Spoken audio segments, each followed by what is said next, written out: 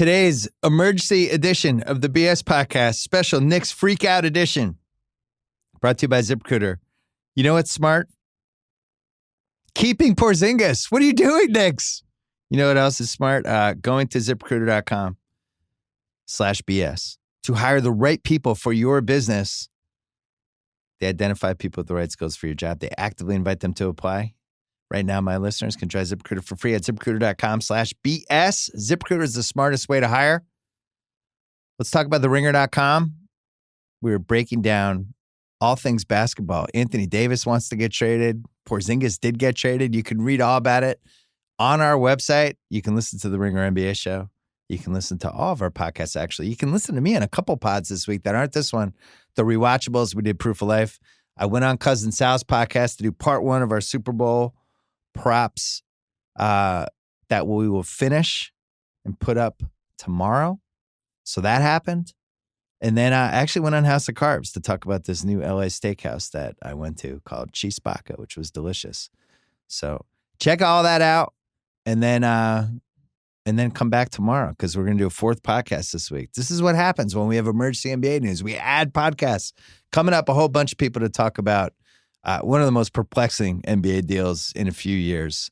But first, our friends from Pearl Jam.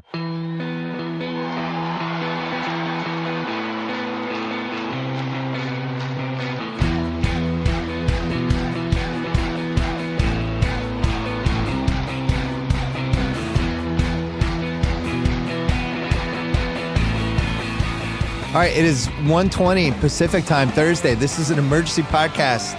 I was supposed to talk to Sal about the Super Bowl. We're going to push that till tomorrow. 4 podcasts this week. Have Chris Ryan here, Justin Verrier here. They just taped a Ringer NBA show that is now feels like it was taped in 1950. There's still good content on there, Bill. Okay, good. All right, you can still listen to that. What was the content? It's Anthony Davis. It's all Anthony. It was everything. BP before Porzingis. And then Sean Fennessey's here as well. He's just crestfallen, devastated. The Knicks have traded Porzingis to the Mavericks and they got rid of their 2 worst contracts. Sure. Tim Hardaway and Courtney Lee. They received Dennis Smith Jr., the expiring contract of DeAndre Jordan and Wesley Matthews. Mm-hmm.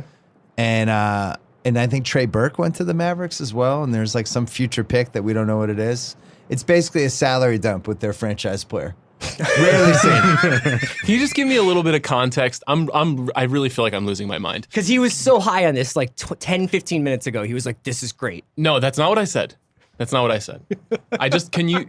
I'll explain why it could be great, but can you give me some context for if this has ever happened? Has a team ever dumped its most valuable piece for cap room?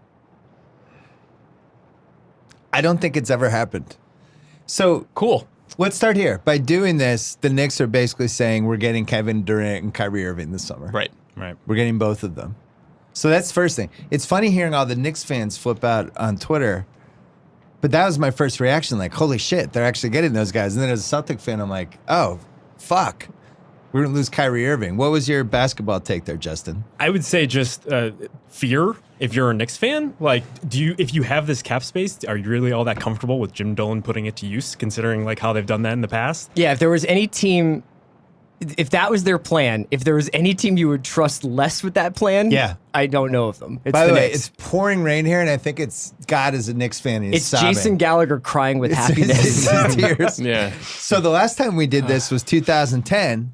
The Knicks basically did a 2-year cap dump to part the seas so they could get LeBron and Wade and whoever else. And whoops. They got none of those guys. They got Amar Stoudemire, who's good for about 5 months. 50 games. And then they're back in this whole thing. So this is now 2 full decades of the Knicks doing this, Sean.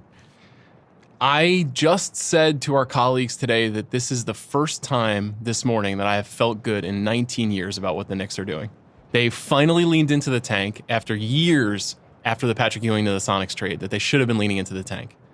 And they were doing it perfectly. The Bulls won yesterday, giving them a 2-game advantage, putting them in the 2nd spot at the bottom of the lottery. Although the top 3 teams share the same odds of getting the top. The bottom 3 teams share the same odds of getting the top pick. But just stay in the bottom 3. Sure. That was my only feeling, was stay in the bottom 3. You'll have a ton of flexibility in the offseason. You'll probably have enough. If you make one deal at the deadline, you'll have enough for one max contract spot. And if you want to trade your assets, you can do it. You can trade KP along with Courtney Lee in the offseason. And we just talked about earlier today in group chat, if they're going to trade KP for anybody, it was going to be Anthony Davis, perhaps the best player in the NBA, not Dennis Smith Jr., perhaps the 6th best player on the Dallas Mavericks, a team that sucks. Very valuable, that Dennis Smith Jr. Can we talk about a couple of, there's so many different Can we start here? Yeah. This trade is still available in June?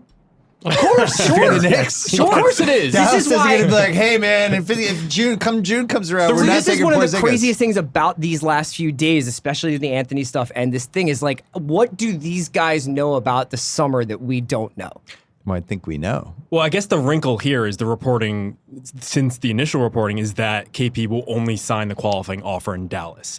So I wonder how much that Can you explain what that muddles means to the audience? it. Essentially means he's a restricted free agent this summer. The team that has his rights can match any offer he gets. But if he signs the qualifying offer, it's just for a set amount of money, but for only one season. So essentially, they only have Porzingis Dallas, if he commits to this, for one season after this one. But he can't sign that qualifying offer until July. Until this summer. So they could change his mind. That's I guess true. the complicating factor is if you waited till this summer, it would have to be a sign-in trade at that point.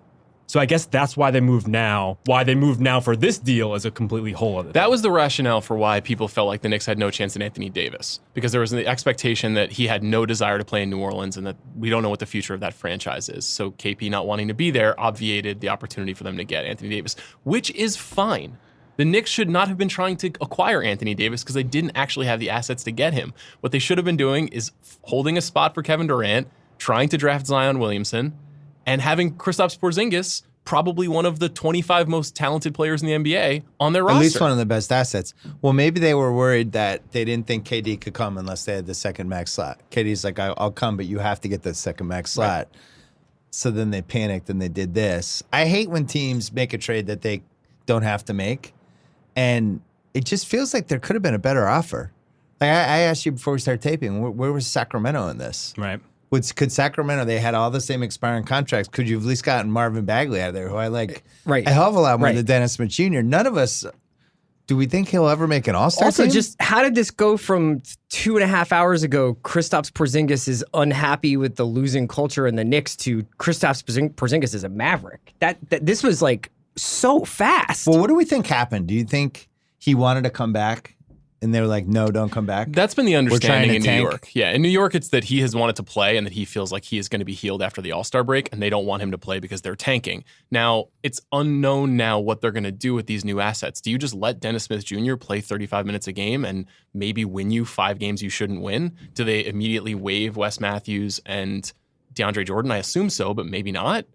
Or you could flip Matthews. Both of those guys are expiring, so you could flip Matthews probably for, I don't know, second round pick. Yeah, something. DeAndre, if you watch Dallas, it almost seemed like he was tanking the whole year anyway. Yeah. So he's kind of perfect. Yeah. He doesn't move. He's a statue on defense now. Yeah. It was the big picture thing for me is just the Knicks have been so bad for really on and off for 73 years.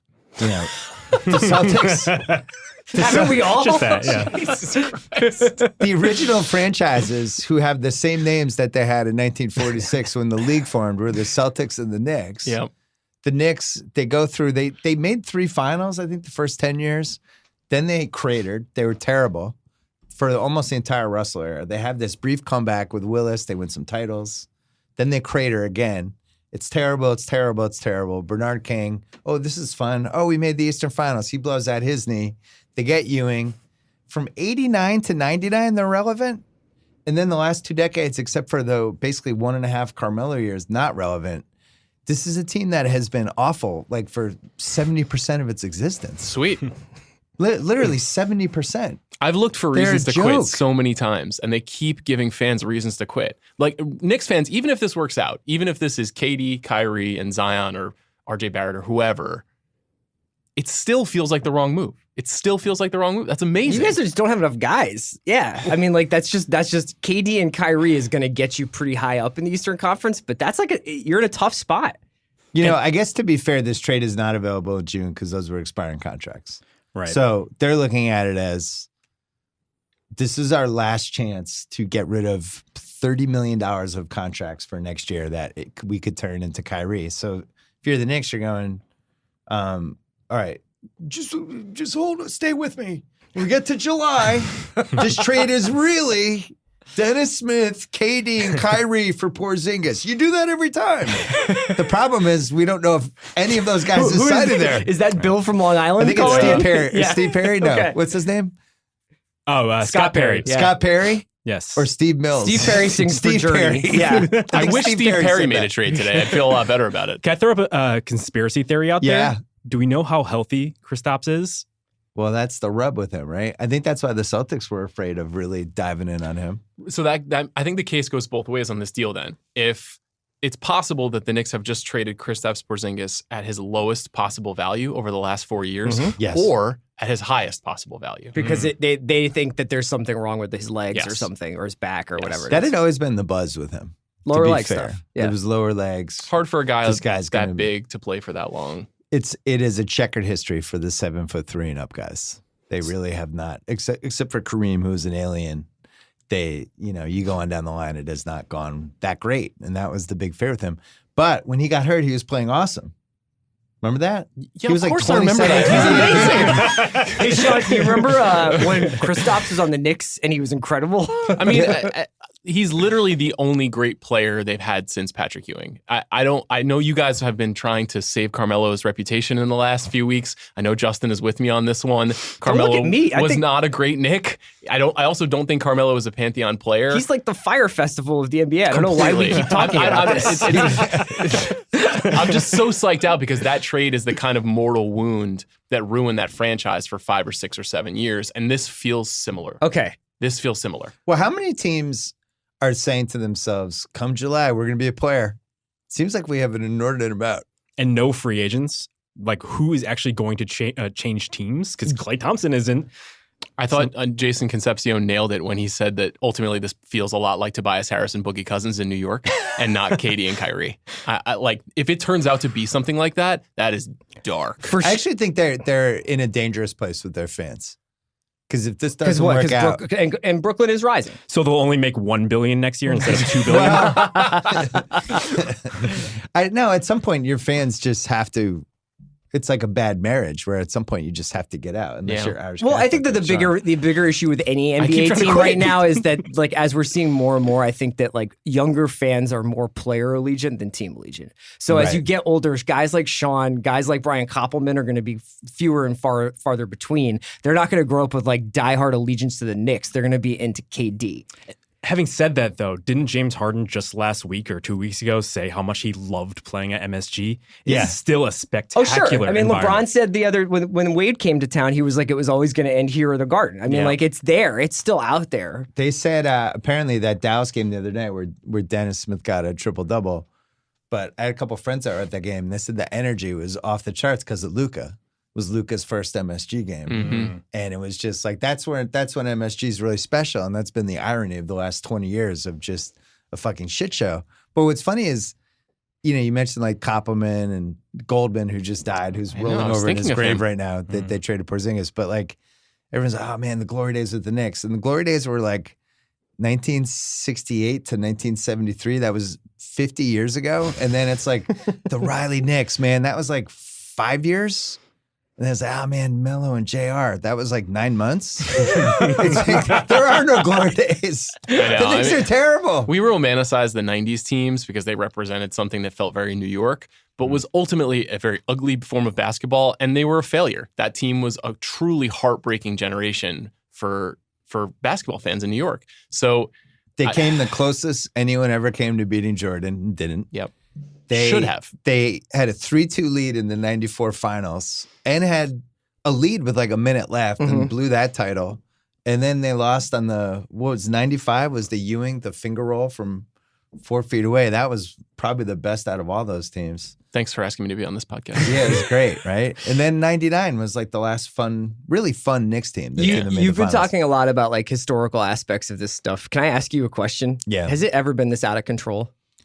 With the league? Yeah, just the feeling of like player movement and like this sort of volcanic change out of nowhere like this. Yeah, and I think the internet doesn't help. Sure. Yeah. And stuff like like Rick Bucher's thing the other day. Kyrie Irving's open to coming back with LeBron.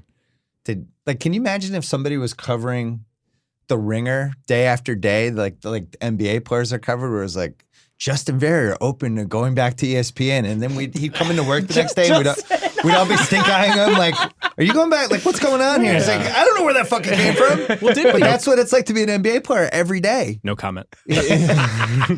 I saw him like blink twice. I was like, "Oh no!" Isn't that what happened with DSJ? Wasn't he essentially sitting last week because there was some concern about what his role was on the team? Carlisle was like, "This guy, he was gone. He was gone." Carlisle was like, "I don't want to do this anymore." DSJ was like, "I don't want to do this anymore," and Carlisle had to walk it back. Isn't it amazing that the Knicks now have Frank Ntilikina and DSJ, but not Donovan Mitchell? How fucking brutal is that? It's perfect. That's insane. And Moutier. Don't forget about him. Moutier. What do you have 4 point? Or you traded Well, Trey they Burke? traded Trey Burke, but 3 point guards? they should trade for Malik Monk now too, and just so they can have all those guys from 8 through 12, but not Mitchell. I still believe in Malik Monk. So me too. So I theorized, I think last year, that I felt like the Knicks fans had replaced Red Sox fans. Like what we had with Red Sox fans pre-2004, where it's just like the default thinking is always, we're fucked. This isn't going to work out. This is going to go badly. We're going to screw this up. Isn't that what Knicks fans are like? I think that it's actually Jets fans and Vikings fans that have a better case there. Because No, but I'm talking about the scale of the Knicks fan base. Because we also have like difference is half of them are bloggers. That's true. You're right. You had Goldman die. We talked about it on the podcast after he died. Like, all the guy wanted was for the Knicks to be good again and to get back to where they were in '73, and it was 45 years, and then he died. Yeah. That's what the Knicks fans are. But this is also the big thing. Like everybody looks at the Ringer and they're like, "Oh, you guys are a bunch of Celtics and Sixers fans." I got Knicks fans coming out of my we have ears like 12 over here. We have It's a lot just of like Knicks fans. Yeah, every night it's just like narration of it on Slack. It's just Matt James and Noah were keeping the faith, and Divine before Divine went to the dentist today when this happened. We're keeping the faith on this up until like 12 p.m. West Coast time. Divine's gonna be like, "You can put me under and just not bring me back at the dentist." Today. Well, so Noah's like 26. I mean, think about his life He's as a Knicks fan. nostalgic. Like, you barely remember Sprewell's last season. He's when nostalgic for yelling at Jason Kidd. Yeah. It's like, remember that one year, man? We were hitting those threes with Chauncey. Oh, no, wait. Was Chauncey on the 13 team? No, they got rid of him. I think they got Chauncey rid of was on the 11 team. They stretched him. Yeah. Oh, my God. It's a fiasco. I mean, if you want to talk about the more positive side of it, this is an amazing Mavericks trade. Well, so let's talk about that really quick, and then we can go back to making fun of the Knicks. Great. Haralabob, Our friend. Yeah. Executive of the Year, a former BS Podcast Hall of Famer. But like, he went into this with the same mindset that when Daryl took over Houston, and Daryl's like, "I just need to get 2 stars." Yep.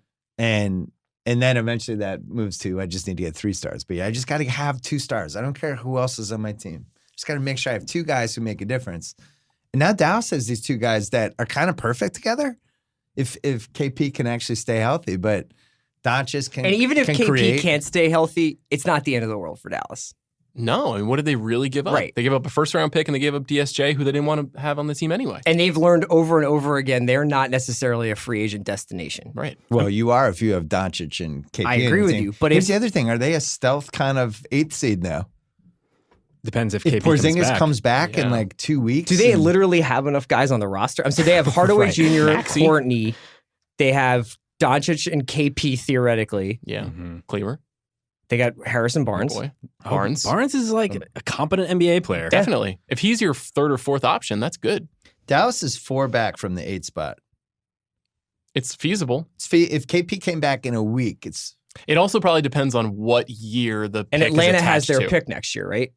Yes. Yes. So they Atlanta have has their pick every this year. reason to go for it. Yeah, They have right. their pick this year, yeah. yeah. It's top 5 protected. So they were heading toward this So range. they should just be going. They should bring him back and just go for it. Why not? They got rid of DeAndre, which makes I them keep better forgetting that Dirk's still on that instantaneously. team too. Yeah. Dirk's shown signs of life. Sure. It's not 1973 Willie Mays anymore. But ultimately, like, this is now one of the most fun teams in the league if he comes back. I'm trying to think, Those 2 guys together. is there a more electric, like good 1-2 combination in the league? Maybe like John Collins and and Kevin Huerter. You mean just like ball handler, big man, Or young just guys? just two young players. Is there any better combination than what they have? So right you take Hoyter and Collins over and beat Simmons then? now? Is that what we're talking about? Huerter and Collins can play together. Should I call Bristol and see if the offer's still on the table for you? Kyrie and Tatum count? No. Kyrie's only 26. I think Kyrie is a little veteran though for the Is he? formulation we're talking Hey, about. speaking of him, so Yeah. now Yeah. for the next like at least 3 weeks, like every single Celtics game is going to be like, it's going to be basically all eyes on him. Well, that's the other thing about this trade is it is now like disrupted two of the best teams in the league. You're breaking my heart. Golden State, who is playing the best they've played in really 2 years, and Yep. looks like they're ready to go on like a 27-game winning streak, and they play tonight. Yeah, that's like 10 in a row right now. And right? now it's like, why'd the Knicks do this? Is KD going to the Knicks? Now they have to deal with that. And then the Celtics, the Kyrie stuff, which I think I talked about on a podcast a couple weeks ago, that I for the first time had heard from the Celtics side that they were like, yeah, we actually have no idea. If And he's Ainge re-signing went here. on a like one of the radio shows in Boston and was essentially like, we're always selling our team to our own players and to prospective free agents. I mean, it's always a tryout, and it's like it's a lot different than Kyrie going in front of the season ticket holders and being like, I'm going to be here for a while. It's This funny is a how this homecoming works. for me. Like Well, but the Rockets did the wink wink with CP last year, right? Mhm. Probably would have pressed the reset button on it if they had to, but they kind of stuck by it. Yep. The Celtics, I think, had a wink wink with Kyrie, but now if Kyrie goes, actually, I've changed my mind. I'm going to go to the Knicks. Like, what do you do if you're the Celtics? It's not like you can do anything. It was illegal to talk about a next I contract. mean, we with also him. know Kyrie is probably significantly more mercurial than CP. I mean, he's an unusual guy. Yeah, I mean, he fucking announced a horror movie this week Yeah. based on the Skirvin Hotel. Did you Yeah. see that? Yeah. That he's going to star in. Right. Meanwhile, he has a chance to like make the finals. You guys can confirm though that whether it was tinfoil hat or not, 3 months ago, 5 months ago, I was like KD and Kyrie to the Knicks. I feel like it's KD and Kyrie to the Knicks. I was saying that because I did think that that's what they were planning for. And the biggest roadblock to that, if we want to look on the bright side of things, was Hardaway's contract. That felt like to me in September an unmovable so deal. you trust Scott Perry I know. and these guys that they think that they can pull that off. I trust Donald Trump's cabinet more than I trust those guys. But I don't. The Knicks have never had $76 million in cap space. They've had 35, but they've never had 76. That's a lot. Do you think Rich Kleiman is the new team president? Fine. Bouncing back from his last BS I was going to make podcast that joke, appearance? but I felt like it would be inappropriate. If it means listen. KD, sign me up. If he's team president, here's the other thing. All right, let's say this all works out. They get KD and Kyrie, and they get Cam Reddish hmm or something. Fine. Why do we think KD and Kyrie would be good on the same team together? Like from a personality standpoint, both of those guys are pretty odd. I do think they're complementary players, though. Yeah, I I guess wonder they're best friends. if you're Kyrie. Let's say the options are KD or AD on the Lakers. Like, where are you going, or would you stay on the Celtics? I would rather play with AD. He's way better and way younger than KD. I don't think KD going to the Lakers in that formulation solves the AD. KD problem. Yeah. You're talking about You're talking- saying KD and AD to the Lakers. No, he's No, I'm saying, saying if you're KD Kyrie, goes would to you the ra- Knicks. Yeah. Yeah, KD goes to the Knicks. AD goes to the Lakers. I Who would see. you rather play with? Or let's say the Celtics land AD. Would you rather just stay there and play with AD? I personally would rather stay Well, the with whole AD. Celtics getting Anthony Davis thing is predicated on whether or not Kyrie Irving is staying, presumably. Hold on, guys. I'm going to bring in conspiracy Bill for a second. You actually do look like the Unabomber right now. What if LeBron and Kyrie have planned this all along? So what? So they incepted Scott Perry. So you don't What think if, that what if it was like we both got to get out of Cleveland, screw Dan Gilbert. Mm-hmm. You work a trade to wherever. You go to Boston. We'll make sure they get a draft pick back. I'll go to the Lakers. And then when your contract's up, we'll reunite like Andy and Red at the end of Shawshank. But Anthony Davis will be there too. And that leaves. You can't tell me that 100% didn't happen. Staples Center is Zuataneo. Yeah. Staple Wantaneo. I mean, that doesn't make a Knicks fan feel any better about anything in the universe. I mean, that's a nightmare. You know what else will make you feel bad? I know for a fact that LeBron and Wade wanted to go to the Knicks and Dolan and Donnie Walsh screwed it up. Great. That happened. Cool. Perfect. That's awesome. Riley came in last minute because the Knicks screwed up the meeting so badly. Those guys kind of looked at each other and like, let's get a plan B. Jesus. I'm going to think about a conspiracy bill now. Okay. So you don't like that theory?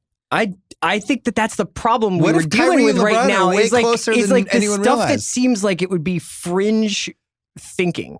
Yeah. Is actually probably more believable than not. It's more believable that there is like basically like a handshake agreement between a bunch of these guys to go to the Knicks right now than there is that they just decided to trade, as you described him, the most talented player they've had since Ewing for Dennis Smith Jr. and a couple of expiring contracts. Let's take a quick break.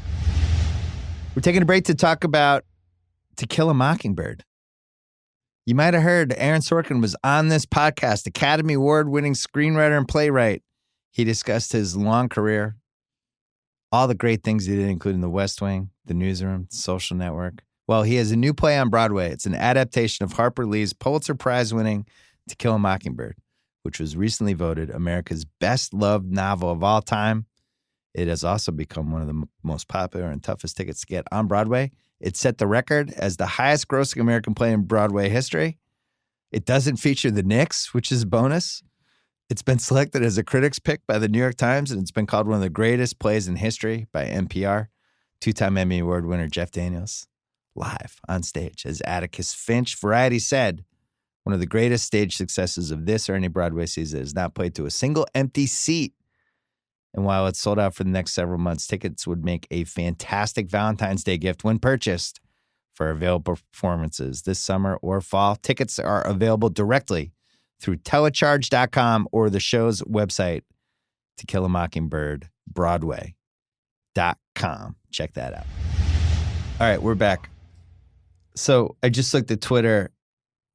And Yaya Dubin, is that Jared Dubin? Jared Another Dubin, guy? yeah. He tweeted, Charlie Ward was the last Knicks draft pick to sign a second deal with the team for longer than 1 year. He was drafted when I was 7. I'm 30. That's amazing. We gotta I'm sick. we gotta give all of Sean's reactions here today. I'm just sick. I can't believe they did this. And it happened in the span of an hour. Mm-hmm. And there's just no way that there's logic behind what they were thinking. They got Max scared Kellerman of what? disagrees. He said, imagine being an organization so inept you trade an athletic, pure shooting, 7'3" defensive monster on his rookie deal in exchange for cap space. Let that sink in. Oh, no, he actually agrees. Of course he agrees. I can't get over that this was for cap space.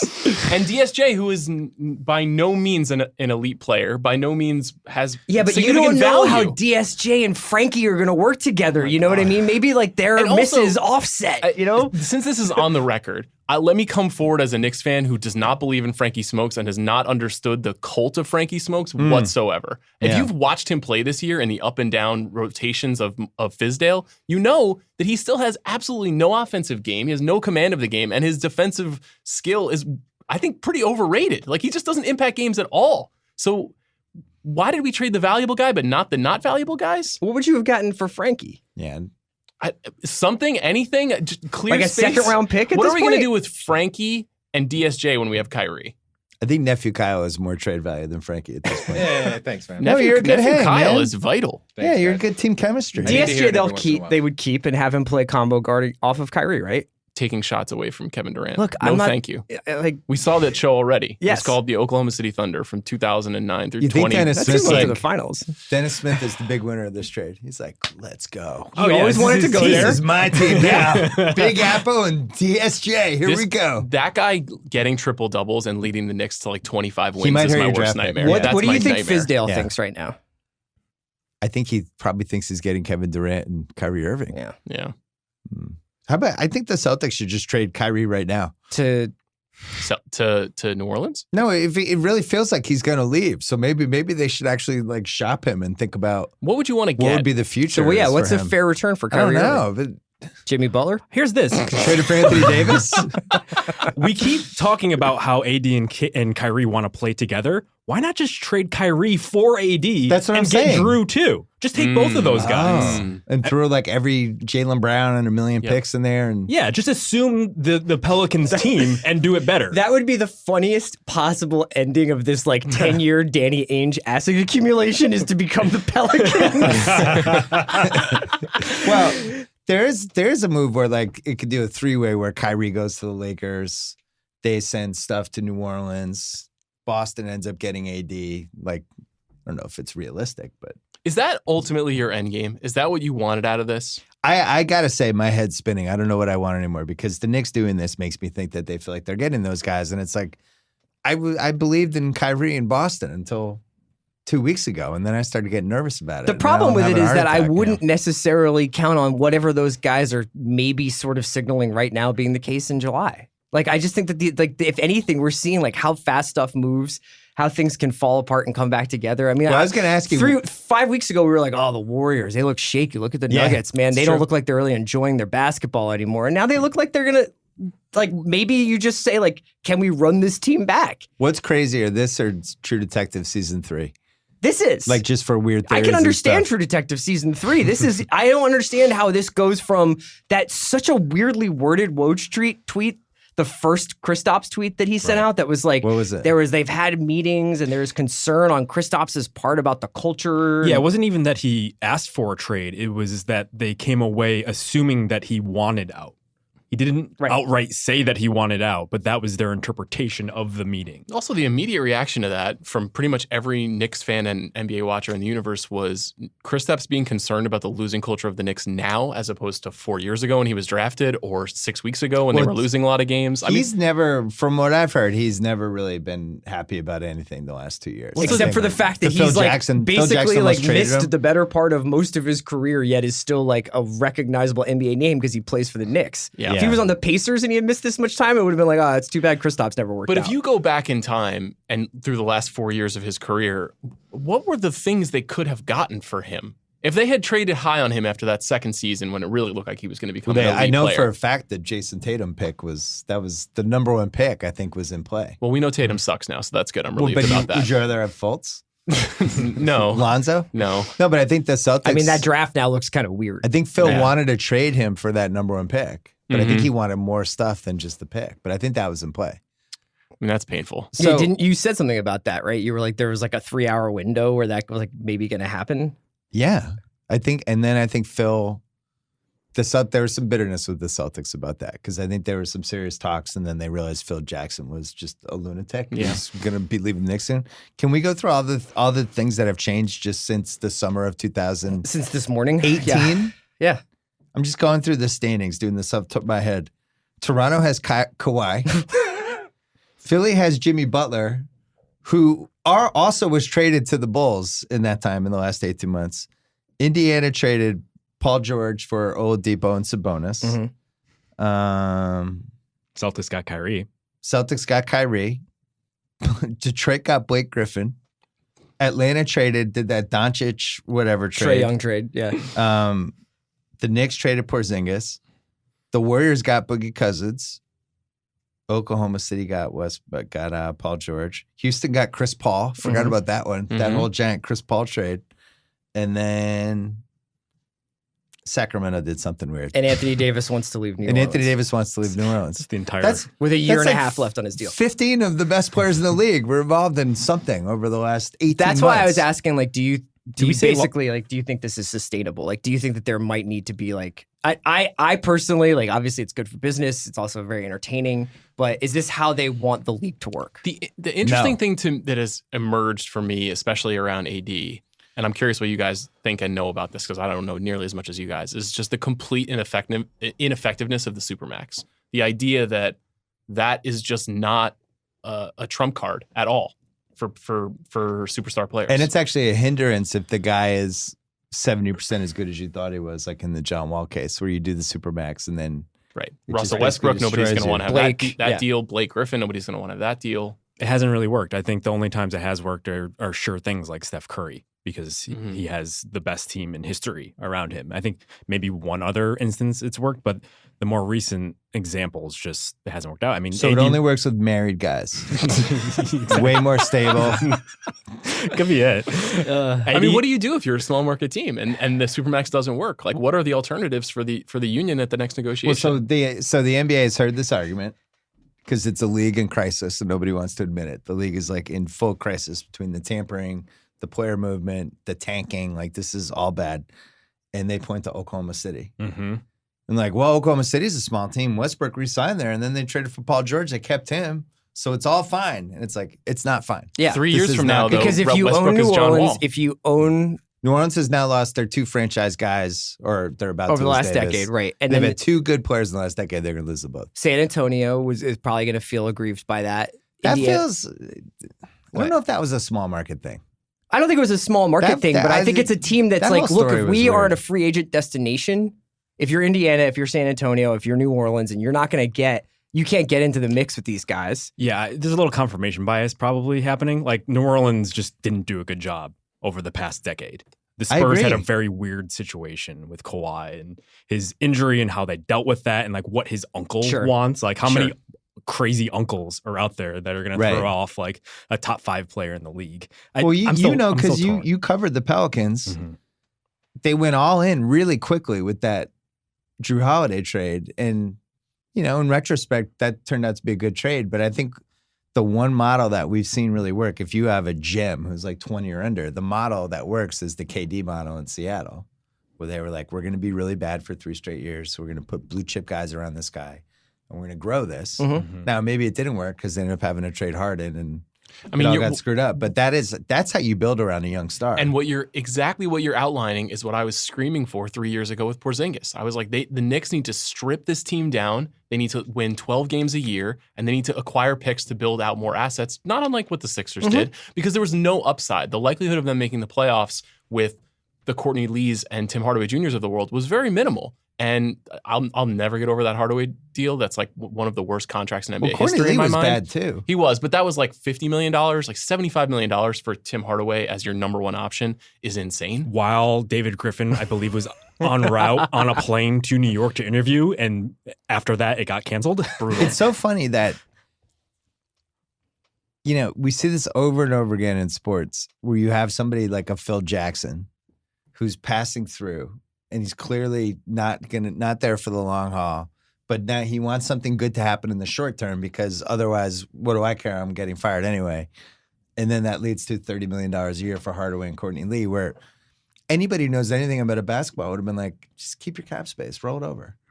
Use the cap space, get more picks. Like, you're not going to be good anyway. Like, keep going. Maybe 2 years from now, something will happen. And these guys never think that way. You know what's another wild just thing about all panic. this is because we spent most of group chat talking about how it's malfeasance to not let the market develop for Davis. Yeah. If you're Demps, you can't get barked into doing this because you're just like you can't break and send him to the Lakers because that's what he wants.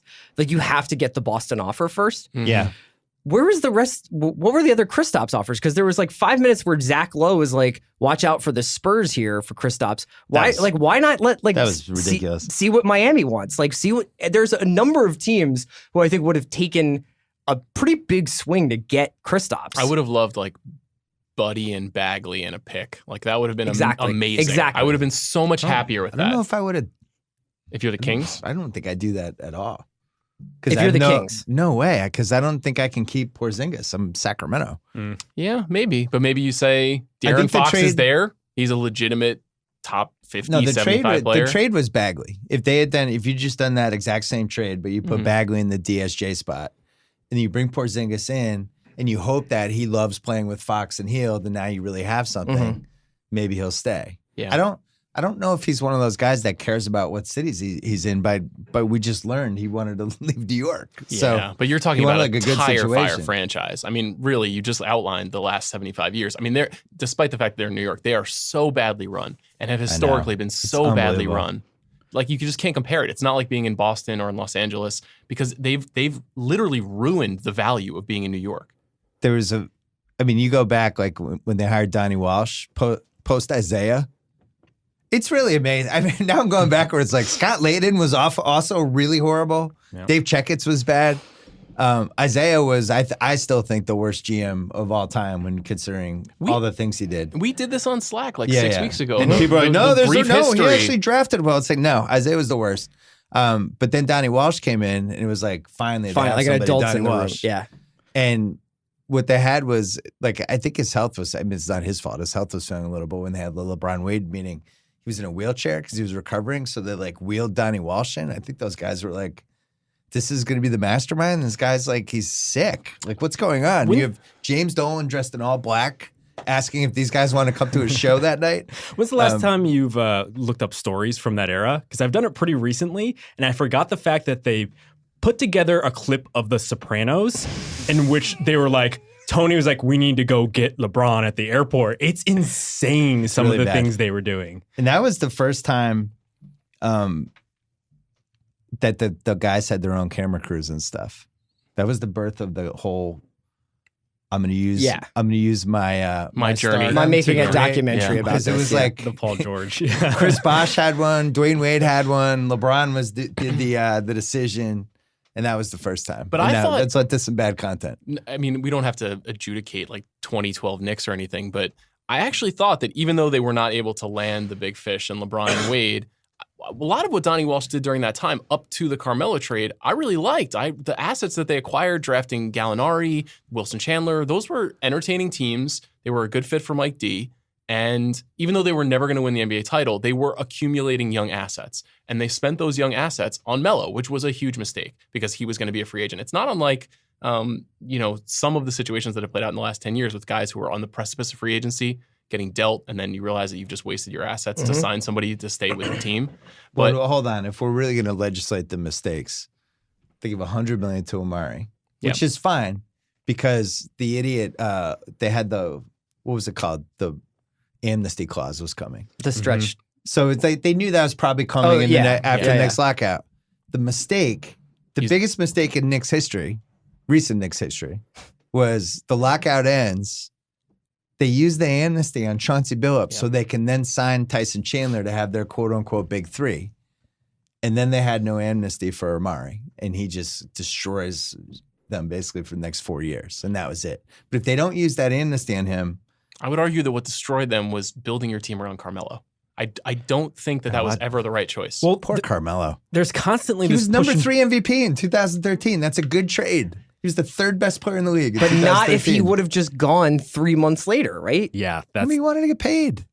This is who his cares? legacy. Like, He's too greedy. He was greedy in 11. He was greedy in 15. that is an I don't blame- unforgivable it's his sin. legacy. That is Yeah. an unforgivable sin. For I don't me. blame Melo, I blame the Knicks. And their whole thing is there's this push and pull between the team that we know, like the blueprint we know that works for every team versus the team they think they are. And this is why it's so fraught what they're doing now, because it just dregs up this belief that they think they should be big players like the Lakers, when in actuality they should be building their team like the Hawks.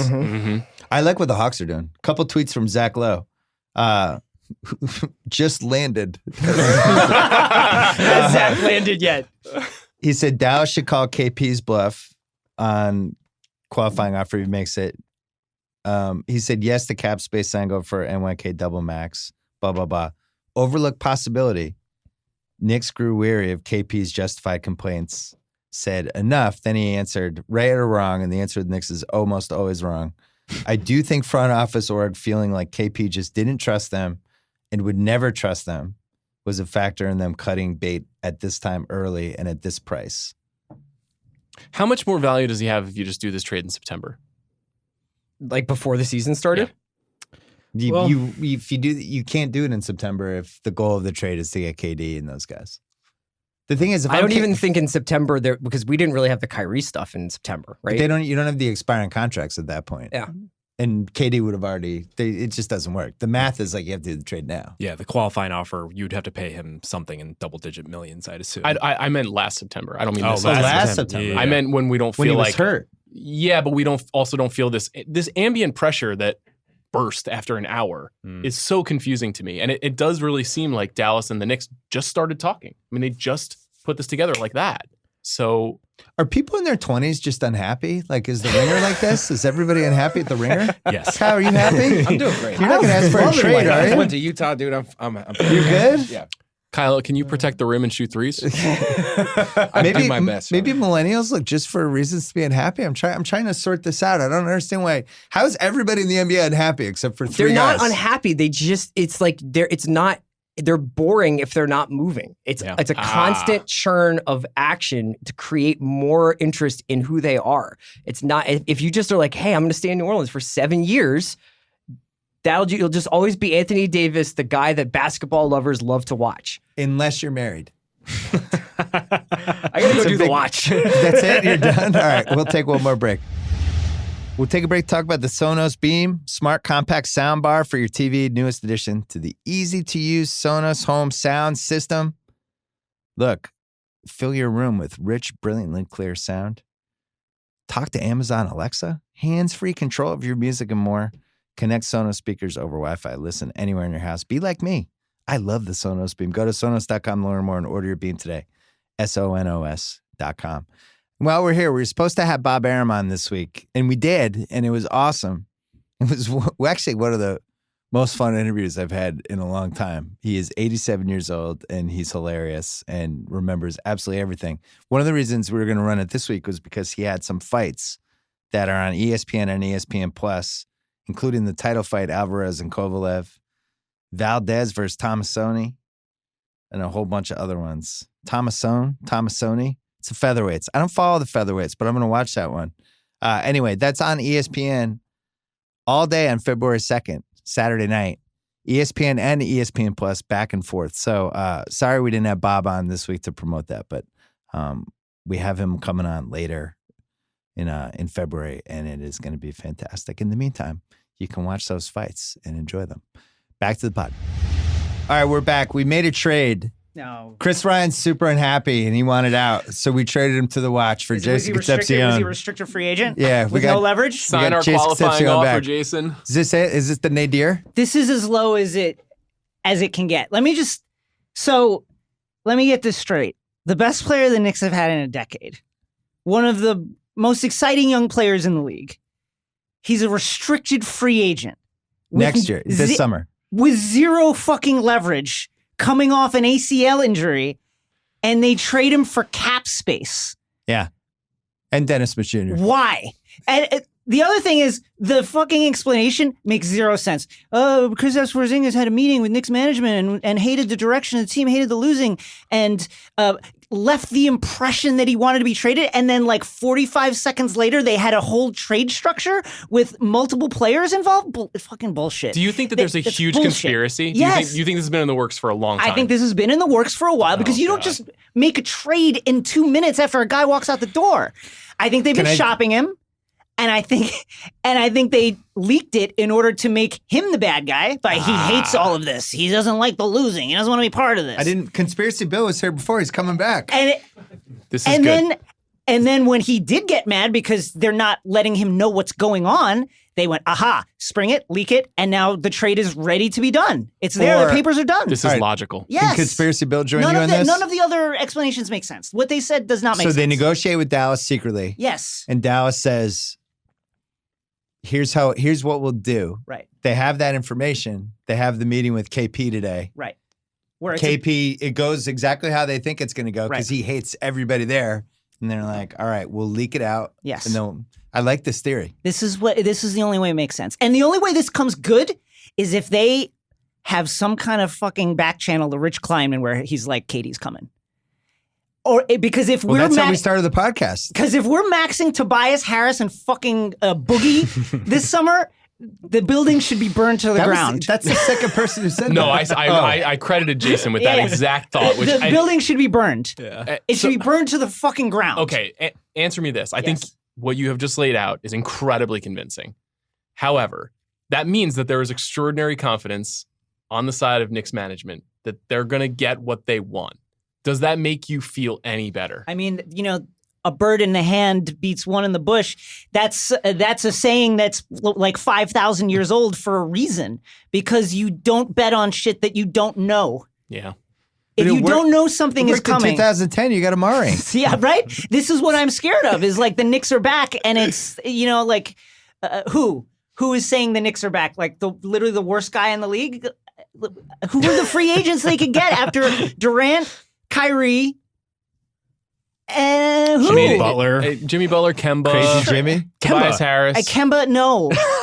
Then you can have Kemba, DSJ, Kemba Moutier, saying, oh my God. You have 7 and point guards. Ntilikina all play together. Yeah. Yeah, you need Kyrie to go with the 7 other point guards. And like the idea that the Knicks were ever players in the AD sweepstakes is absurd. Agree. Because that was absurd. They have the worst package out there by far. Milwaukee's package is better. Well, you had your first pick, though. If the pick's in there. 14% chance at Zion, and it could equally be like Rudy Gay number 1, number 2, and number 3, the rest of the guys in that draft, and KP on one leg. That's your draft package. That sucks. That's trash. That is shit. Why would you give me Middleton and whatever the fuck else the Bucks wanted, DiVincenzo and some picks? Like, that's better. I don't know about Middleton's expiring, isn't he? He is. I'd rather have the chance at KP on a QO and also the number 1 pick overall. But you're right that there's no guarantee of anything. And if you end up with, I don't know, Cam Reddish, that's not great. Let's talk this out. If the Knicks had offered KP, Hardaway, and the number 1 pick for Davis, I think I would have taken that if I'm the Pelicans, because then I have 2 of the top 5 picks basically. Then I can flip KP for something else. You got to trade Drew right after that. Yeah, you trade Drew, but I would just take KP as the asset to flip somewhere else. I think I don't see any reason why they shouldn't just wait till the Celtics and What would you have wanted the Knicks? Tell us what you would have wanted the Knicks to do. Just because you're a logical person. Not trade KP. He's a restricted free agent. I don't care if he's unhappy. So what if he's he's got 0 leverage, coming off an ACL injury? Let some other schmo team out there be like, okay, here's an offer, and then fucking match it. Let the market set itself and then match it. He can't leave. I don't care if he hates New York, hates James Dolan, doesn't like the players. He can't go anywhere unless you want him to go. But what if KD? I'm just guessing. Yeah. KD says, I'm coming, but you have to get the second max guy. Well, that's what this deal is about. But I'm saying you're the GM, and KD, Rich Kleiman, whoever, they text you and they say, Jason, he's coming, but you have to get the second max guy or he's not coming. That's the Knicks tampering is the only way that this is good. Like the fact that they have been, that's the only way that this makes sense and this can be justified. Are you okay with that then? Am I okay with? But would you have done this trade if KD told you that? No. There's no guarantee in it. Like, he could change his mind. The guy's flighty.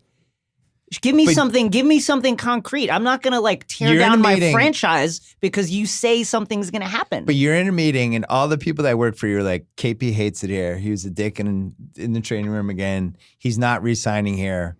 Why wouldn't we use him to create cap space? Because KD texted you and he said he's coming. Again, like when the endorphins of the next Warriors championship are coursing through Durant's endocrine system, is he really going to be like, you know what? I'm going to give this up again to start all over in New York. Maybe that happens, but you don't know it's going to happen. I don't think that's enough to tear down your team unless you have an ironclad fucking promise. I just don't like Dennis Smith Jr., I think, is my biggest problem with this trade. Like, if they had dumped all their contracts, gotten a first back, and then gotten Marvin Bagley, I'd be like, okay. Right. Like, I at least like Marvin Bagley. I think he might be a 2010 guy. And now, obviously, you're getting KD. But the weird thing is just not getting anybody that might be an all-star. It's for cap space. It's a pure cap space deal. If they got Kyle Kuzma, it would be better. If they got Josh Hart, I would like this deal better. I like Josh Hart. Everyone likes Josh Hart. Nobody likes Dennis Smith Jr. What could I have offered you for KP that would have made you happy? Really Jaylen Brown and the Memphis pick? I would think about that. You think about it. Especially not seeing him play. That's way better. Yeah, I would think about that. I would love that. But you're not getting rid of your contracts. I mean, we'll figure out a way to get rid of the contracts later on. I'm kind of mad at the Celtics. Maybe they got frozen out of this because of the whole Knicks Celtics thing, but it feels like that Memphis pick is going to be a top 3 or even but maybe in the number 2021 because it's got protections on it. It goes and it goes, but it's like that. There's no roadmap for them to be good. Any team in the AD Derby feels terrible right now because they could have just gone and gotten KP for much lower, significantly price. less. Yeah. So do you think the Lakers could have What could the Lakers have done?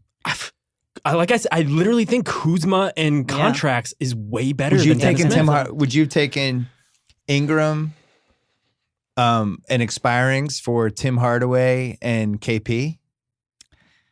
I'd need more than that. But that's like you could. What if I took Courtney Lee too? I'm giving you expirings and one more rotation player. But if you're the Lakers, that's a start. That's a start. Like, but if you're Lakers, you can't do that because then you don't have the extra guy, right? Right. You're getting rid of your cap space for. You couldn't get AD, but you could get Kyrie if he's coming home. The big unknown is how healthy is Kristaps. Yeah. If he's going for what is it, 1 cent on the dollar, like, do we really know what he's going to be next season? I guess that's the other thing that's the other X factor is, do the Knicks think that Kristaps is much more fucked up than we know? Yeah, we discussed that a little bit. I mean, I'd always heard that now who knows? Phil Jackson, and when you leave a situation, you're going to say bad things after, but Phil Jackson was always telling people he's no chance. His legs aren't going to. He's not built. Phil Jackson wanted to trade him for Okafor, so it's like, because of his prominent butt. I don't wish that on Kristaps, who I loved watching, but I hope weirdly at this point, that turns out to be true. You know, like it's very dark. It's very that's dark. the only relief that we have. You know, because it's very dark. Him not making it all the way. Yeah. Is this the worst trade of the century for the Knicks? We have a 19-year century now. I mean, as it stands, Eddie Curry still won, right? Using Kristaps Porzingis to clear cap space is insane. You used him as a sweetener to get rid of bad contracts. That is fucking nuts. You know what it's nuts. You know what this reminds me of? God. When the Clippers traded their unprotected firsts for they got rid of Baron Davis's contract. They ended up getting Chris Paul, but that number 1 pick became Kyrie Irving. And so you could rationalize it as we got Chris Paul, he changed our franchise for the next decade or whatever. But you gave up a much better player on a cost-controlled contract. So with that philosophy in mind, would you be happy if the Knicks become some iteration of Lob City but don't win a title in the aftermath of this? No, that's it's not like good G League Lob City. That's not good enough. Like if this is a big swing move. This is not a base hit move. Yeah. This is a home run move. This is we have to get KD. Right. And Kyrie now. If you steal first, then get out of here. That's terrible. What if they got KD and Kemba? I mean, that's interesting, but Kemba is not the. What about Kemba's KD nice, and Jimmy Butler? I think Justin and I both love Kemba and want to see him play in the Garden. I just think, that's interesting as well. I don't think those two guys can play together. Mood's improving. I know but here's the thing. Again, these are all wishes and dreams and promises. Yeah. Here's the other thing. If KD, let's say it does emerge that KD, through channels, through Kleinman, whoever, signaled to the Knicks that he's coming. Yeah. Right? And then he changes his mind. Like it was a drunk text? Right. He wasn't sober?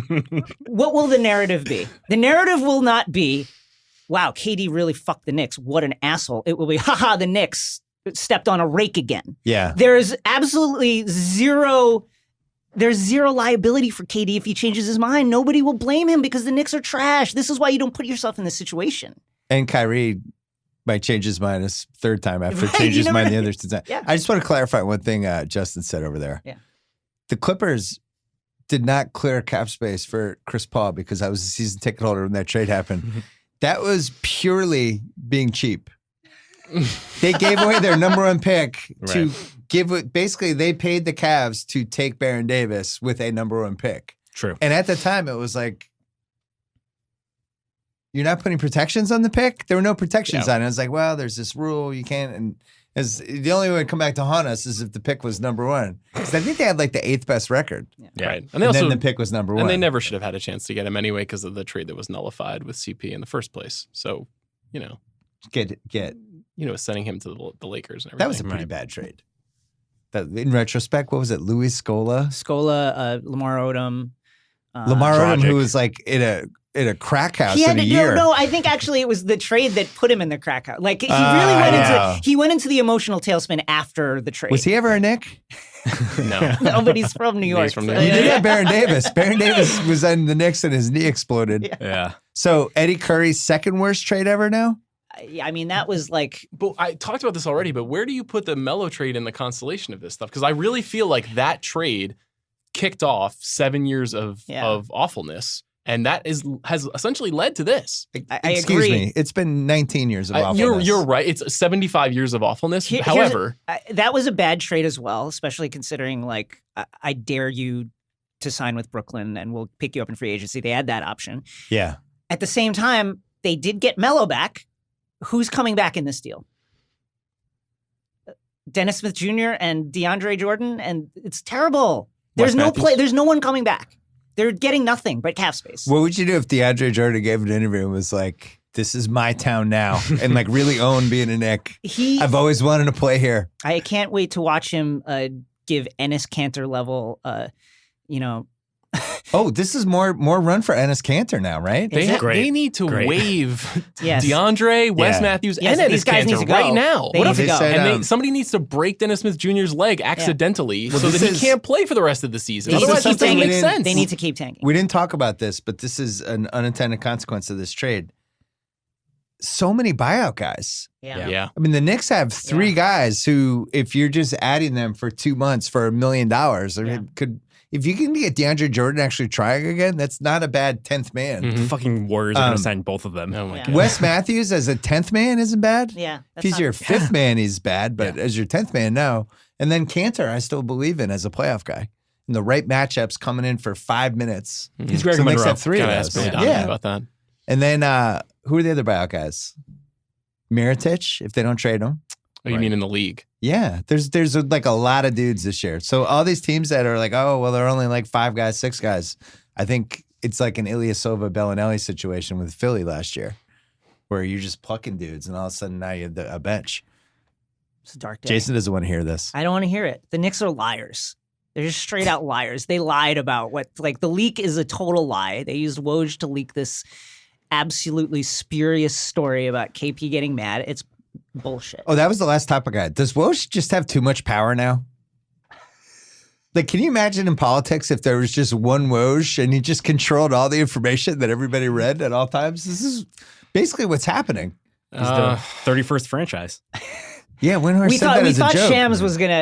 Shams was gonna kind of close the gap, but it has not happened. Not even the power of Woj could overwhelm the Knicks' stupidity, though. I mean, this is not Woj's fault. This is like a bunch of people who don't know what they're doing and haven't known what they're doing for 25 years. James Dolan has given us 0 evidence that he knows what he is doing. I'm not positive he knows who's on the Knicks.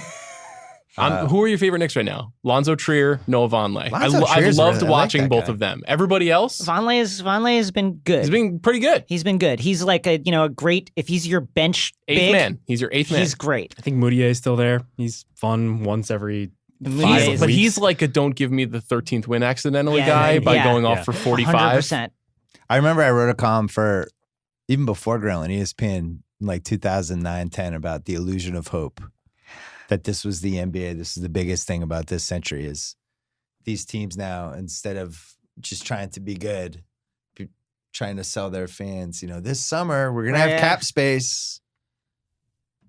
This has basically been the Knicks strategy 3 different times now. Right. It's just when they figure out how to tank and start a rebuild, it's like they immediately hit the reset button on the reset button and do this, which just doesn't make any sense. It's all going to be worth it if you have KD, Sure. Kemba, and Zion. And Knox. We forget And Knox. Knox in October. That will be worth it. Maybe this is God's But- way of making you. Okay, so let's just Knox, Ntilikina, DSJ. Those are 3 NBA players, quote unquote, on the team. Only one of them made my trade value list. Right. Even honorable mention. I took DSJ off my honorable mention a couple weeks ago. Knox has been really up and down. I like He's been Knox. up and down, but I think he's trending upwards. He's So I trending feel up. good about him. Yeah. Mitchell Robinson jumping out the gym. Jumping out the gym, but an absolute mess. He Yeah. needs to just figure out. Can't play more than how 20 to minutes play. a game. Yes, can't. And then you're banking on Kevin Durant and Kyrie Irving and a top 3 pick. Again, That's your team. that's your It's team. not bad. It's not bad, but it's not. Yeah. I mean, it's And a Trier, playoff I team. guess. Yeah, you're Here's the the- Wizards, essentially. Oh, Here's God. the other, Oh, if they Jesus let's say they Christ. sign Kevin Durant in the summer, is this whole affair not absolute ironclad evidence that tampering exists if they sign him? There's 100% tampering. No, but it's like But what more LeBron bought could 2 houses here last year. Everybody's like, oh, that's weird. No, but this is like they moved an exciting young player who's a restricted free agent for cap space in a deal that makes no sense in any other world except for there being tampering. Yeah. Are you familiar with the Posting and Toasting Twitter account? Yes, Seth Rosenthal, my good friend, started that. He said, I would have been elated to trade him for Anthony Davis. Not so happy to trade him for DSJ, though. Yeah, it's not good. And DSJ is just like, he's the guy that's going to win us too many games.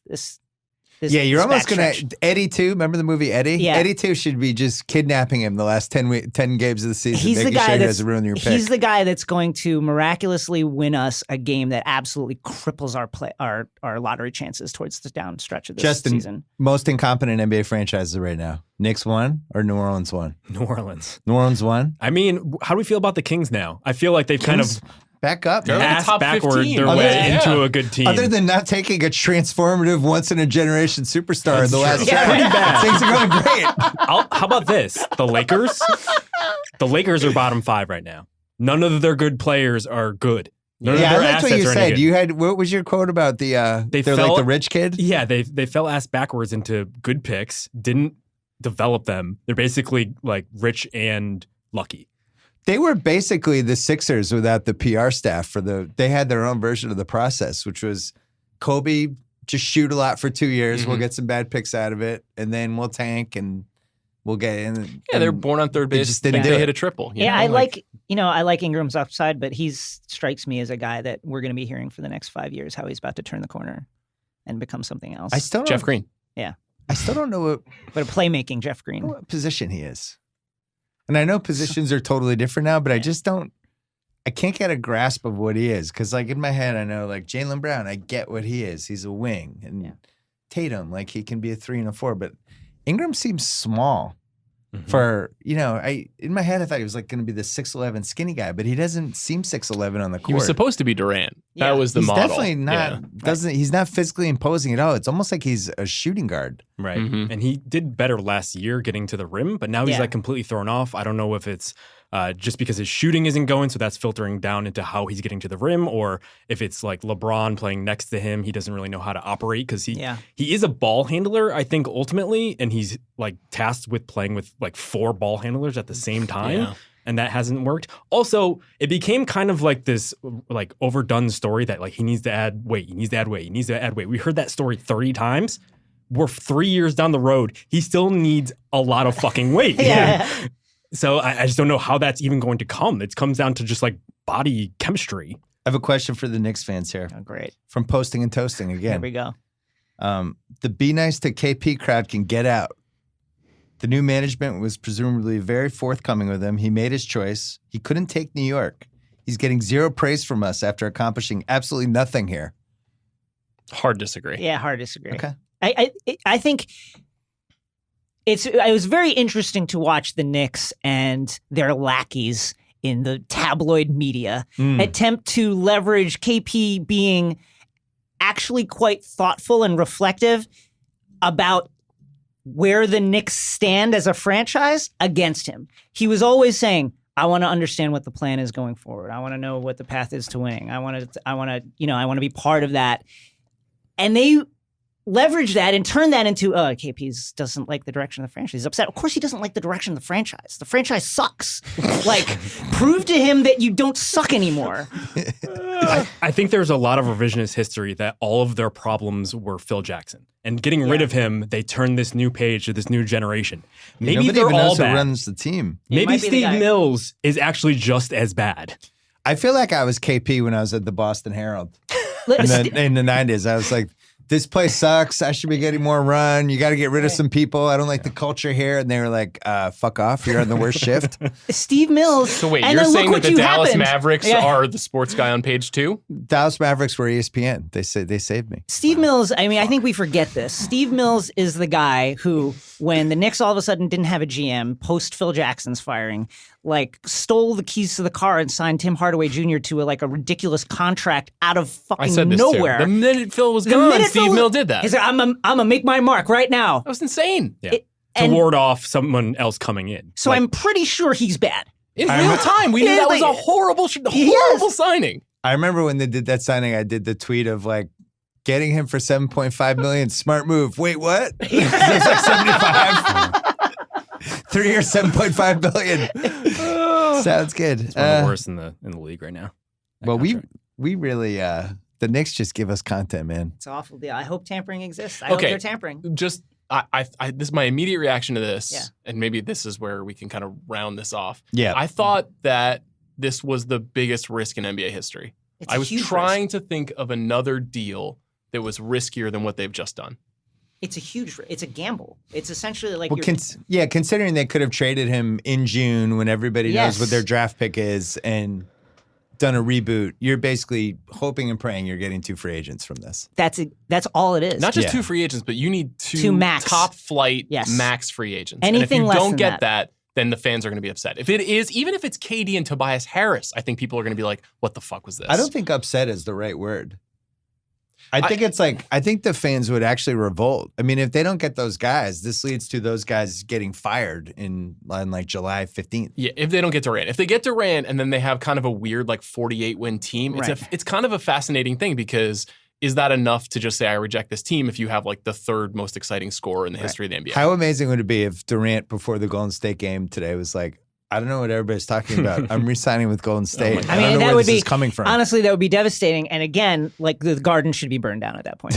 Just burn it to the ground. Guys, Brooklyn is pretty good. I don't know if you want to. I don't want to hear that. Go across I mean, the they've just been very smart. So that was the only. I mean, there were some funny tweets in the 15 minutes when it seemed like there was going to be a KP sweepstakes. Yeah. People were like, "And look out for Brooklyn." It's like they will never trade KP to Brooklyn. Yeah. That is never happening. That's never happening. Never ever in a million years. Guys, this was fun. Sure. We are maybe not fun for you, but I enjoyed it. We're gonna be back tomorrow with Sal. We're gonna do a little Super Bowl preview. That'll be like basically a half podcast. So we split this up for you. Thanks to Justin, Jason, Sean Fennessey, Chris Ryan. Check out the Ringer NBA show tomorrow for more. Check out NBA Desktop. Yeah. Were you guys filming when We this were happened? filming. You could watch it break across my face in real time. Oh, seriously? Yeah. Oh, that sounds amazing. All right, so you can watch that as well at NBA Desktop on all the Ringer platforms. Until then. All right, that's it. Don't forget to come back tomorrow. Me and Cousin Sal doing part 2 of the Super Bowl props pod. You can hear part 1 on the Against All Odds podcast. Thanks to ZipRecruiter. Don't forget to go to ZipRecruiter.com/BS. Thanks to the Rewatchables podcast and House of Carbs. I was on both of those podcasts this week. Thanks to Sonos. Don't forget they are the smart compact soundbar for your TV. Go to Sonos.com to learn more. Order your Beam today. SONOS.com. And don't forget about NBA Desktop, which we usually put up in the mornings on Friday. Jason's real-time reaction. That's going to be hilarious to this trade. Hang in there, Knicks fans. At some point in life, it's going to get better. Maybe not this life, but maybe the next life. See you tomorrow.